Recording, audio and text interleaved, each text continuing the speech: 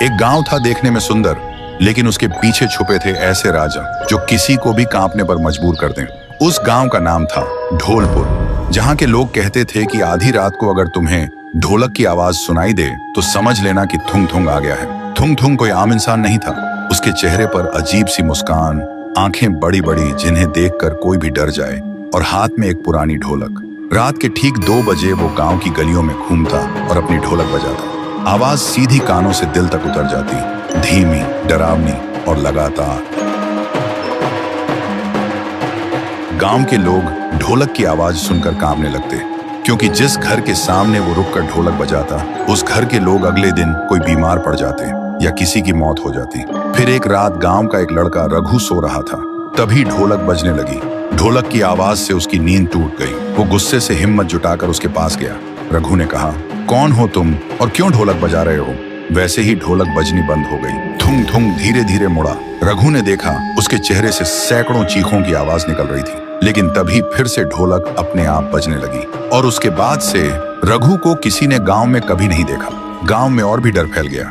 कोई भी रात को 2 बजे बाहर निकलने की हिम्मत नहीं करता था। लोग दरवाजे और खिड़कियां बंद करके सोने लगे, क्योंकि ढोलक की आवाज इतनी डरावनी थी कि पूरा शरीर कांप उठता था।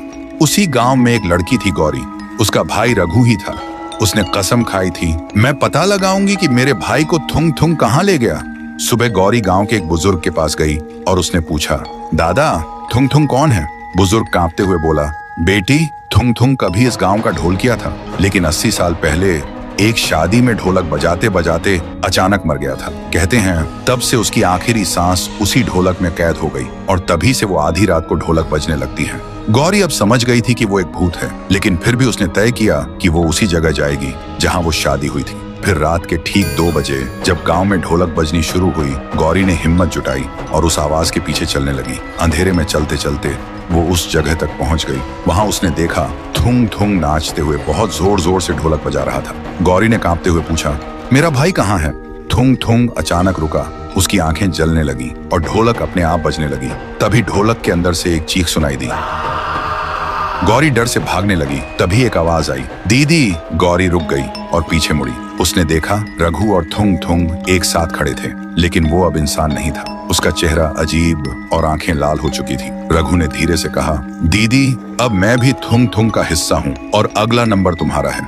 गौरी रघु को उस हाल में देखकर कांप गई। उसका अपना भाई अब इंसान नहीं रहा था, बल्कि थुंग थुंग का हिस्सा बन चुका था। उसने भागने की कोशिश की, लेकिन जैसे ही दरवाजे तक पहुंची, ढोलक अपने आप उड़कर आके दरवाजा बंद कर देता है। तभी गौरी को बुजुर्ग की कही बात याद आई। जब वो बुजुर्ग की बात सुनकर जा रही थी, तब बुजुर्ग ने फिर से बुलाया और कहा था, बेटी, अगर तुम अपने भाई को आजाद करना चाहती हो तो थुंग थुंग को रोकने का एक ही तरीका है, उसकी ढोलक को पूरी तरह जलाकर राख कर दो, तभी उसके श्राप से बचे लोग आजाद हो सकते हैं। ये याद करते ही गौरी कांपते हुए एक मोमबत्ती जलाती है और ढोलक के पास जाकर आग लगा देती है। जैसे ही आग लगती है, पूरी जगह कांप उठती है।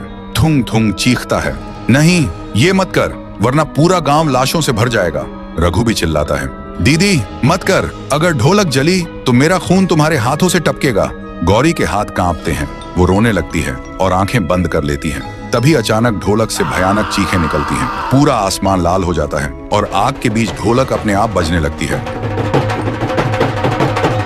और फिर सब खामोश। गौरी बेहोश होकर गिर जाती है। सुबह जब उसकी आंख खुलती है, गांव वाले उसी जगह पर खड़े मिले। सब कुछ ठीक लग रहा था। ढोलक की आवाज बंद हो चुकी थी। गांव वालों को लगा गौरी ने उन्हें थुंग थुंग से बचा लिया है, लेकिन जब गौरी ने अपने हाथ देखे, उसकी हथेलियों पर ढोलक के निशान बने हुए थे। वो समझ नहीं पाई ये हुआ कैसे। और उस दिन से गांव वाले रात में बिना डरे सुकून से सोने लगे। मगर सच कुछ और था।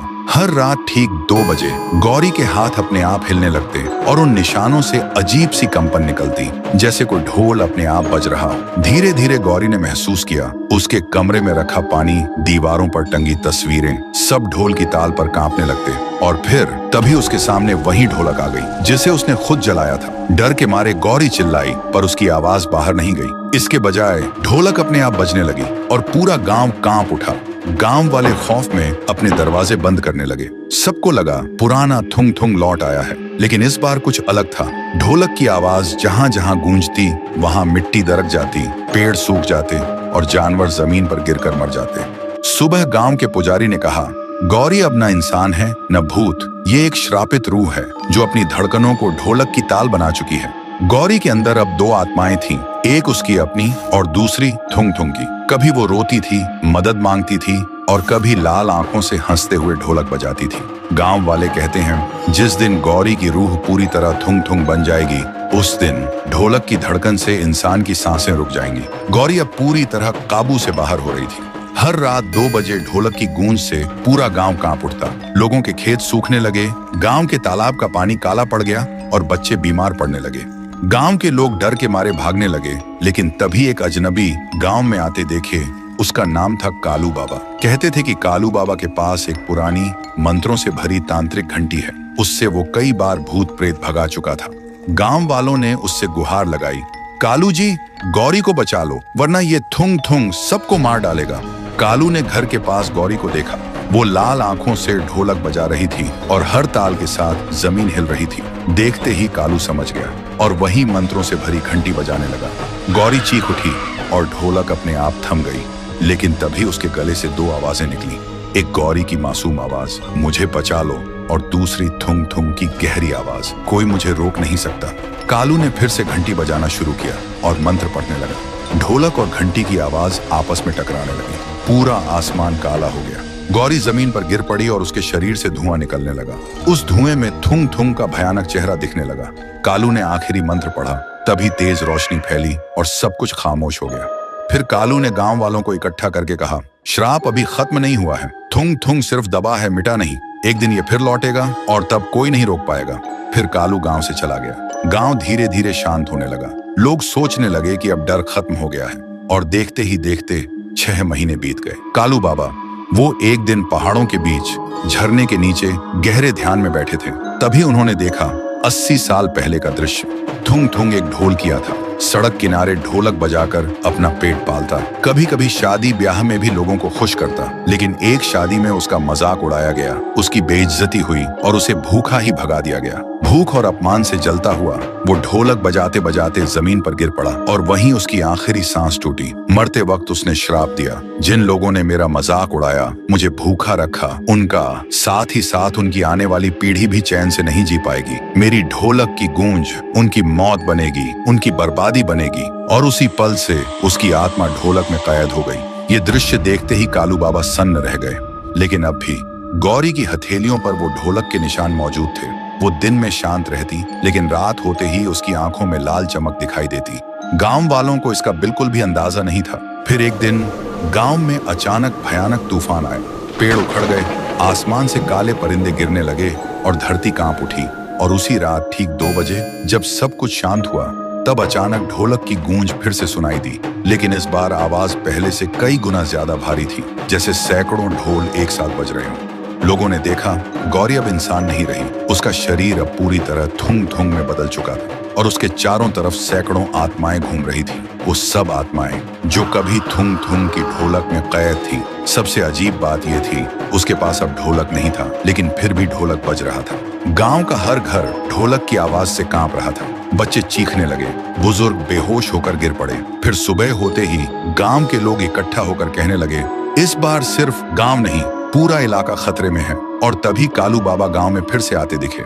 इस बार उनके हाथ में एक चमकता हुआ हथियार था और उनके चेहरे पर विश्वास कि वो इस बुराई को हमेशा के लिए खत्म करेंगे। कालू बाबा ने पूरा सच बताया। गांव वाले रोते हुए बोले, हमारा क्या कसूर है बाबा, ये तो हमारे पुरखों ने किया था। और सब गिड़गिड़ाए, बाबा आप ही कुछ कीजिए, नहीं तो इस बार थुंग थुंग हम सबको खत्म कर देगा। फिर रात को कुछ गांव वाले हिम्मत करके चौक में खड़े हुए और कुछ ही देर में थुंग थुंग सैकड़ों आत्माओं और ढोलक की गूंज के साथ आता है। सब लोग घुटनों के बल गिर पड़े और चिल्लाए, माफ कर दो, ये पाप हमारा नहीं, हमारे पुरखों का था। थुंग थुंग गर्जा, बहुत देर हो चुकी है। और उसी पल गांव के लोग एक एक करके हवा में उठ गए। अगले ही पल जोर से जमीन पर पटक दिए गए और सब वहीं मर गए। उधर कालू बाबा गौरी के घर पहुंचे। उन्होंने देखा गौरी के कमरे में ढोलक अपने आप बज रही थी। कालू बाबा तुरंत चमकते हथियार से ढोलक पर वार करने लगे। तभी थुंग थुंग चीख उठा, नहीं, ये मेरी जान है। और कुछ ही पलों में ढोलक टुकड़ों में बिखर गई, आसमान लाल हो गया और उसी वक्त गौरी और रघु थुंग थुंग के श्राप से आजाद हो गए। लेकिन गौरी की हथेलियों पर अब भी ढोलक का निशान बना हुआ था। सुबह कालू बाबा गांव के बीच एक पवित्र अग्नि जलाते हैं।